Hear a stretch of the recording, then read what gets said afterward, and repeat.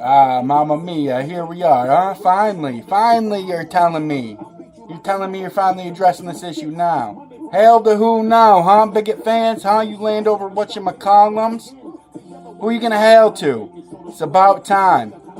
Saying that you're protecting your honor and history. What honor and history are you even talking about? Do you guys even know what you're talking about? Do you know why you moved from Boston all the way down to Virginia, whistling Dixie the whole way?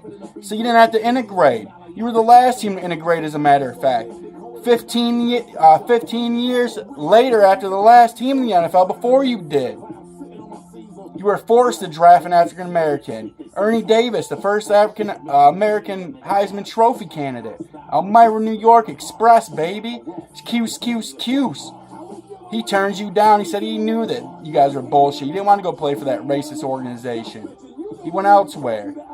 Unfortunate story after that, but it is what it is. It's well documented about the Redskins, about George Preston Marshall dying, saying he didn't want any of his funds going to anything that would be biracial.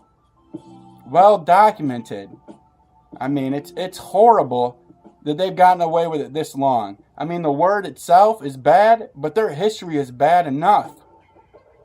I mean, honor and respect. I mean, Daniel Snyder, come on now, man. Since you've owned this football team, there's been no honor, respect. You got one playoff win against the Tampa Bay Buccaneers.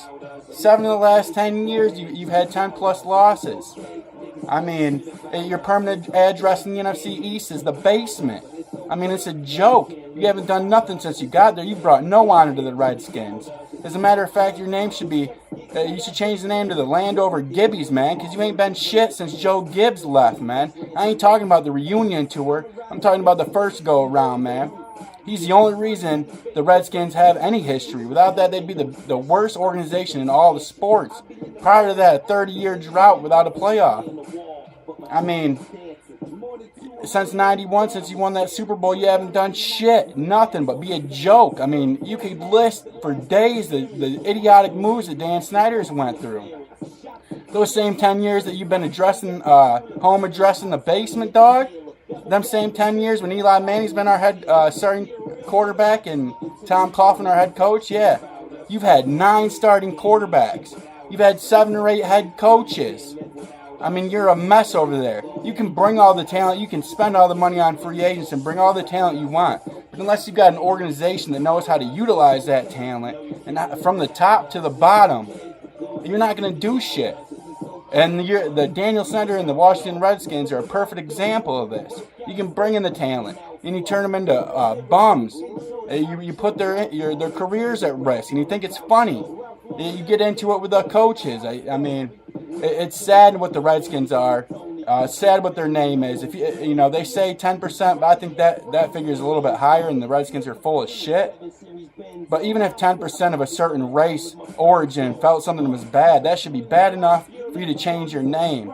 I mean, Twitter backfired on you. You're bringing in these homeless Native Americans you find on the street, paying them money, giving them some Redskins gear, snapping some pictures. You can tell they're way out of place and don't know what's going on. Pawns in your little game.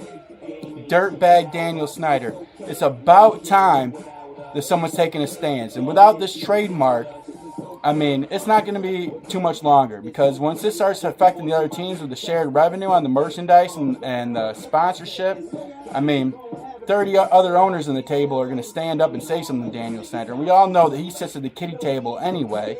You Redskins fans have been bitching and complaining about the penalty cap for the last 3 years. Another one of your many excuses of why your team sucks. You know, he has no say at that table. You know, the more predominant owners will stand up and overpower him or make him sell. That's the bottom line. And when sponsors don't even need to pay you for your sponsorship, they can use your name and put it on whatever they want to advertise with. And you can't do shit about it. Once he starts losing that revenue, it's only a matter of time. The dollar's what makes sense. He's running a business there. He can be all history, but you ain't got no history to protect. You ain't got nothing. Your organization's been shit. It will be shit. You're a bunch of hoping and wishing sons of bitches. You hoping and wishing for Deshaun Jackson, Mr. Affiliated Gang Member, Mr. Give Up on Your Team when they're playing bad. Mr. Selfish, Mr. Let me sign the contract, but only if you know I'm going on vacation for a little bit, and then I'm going to come right back. Mr. I, me, Deshaun Jackson. That and you're hoping and wishing on Roberto Gimpin's Nita to finally make it through a season. Hoping and wishing, just like every year. That 2012 season was the simple fact of broken clocks right twice a day, bitches. You Redskins fans are a joke. Prepare to be another fan of another team with a different name. And as far as I'm concerned, the history's donezo once you change names or you switch cities. Your history book is closed and put away. And if it's closed for a reason like this, for racism and bigotry, and then it should be put away forever and you start out 0-0, which is too bad because the New York Football Giants almost got 100 wins on the Washington Redskins. Change the name, hashtag it, baby.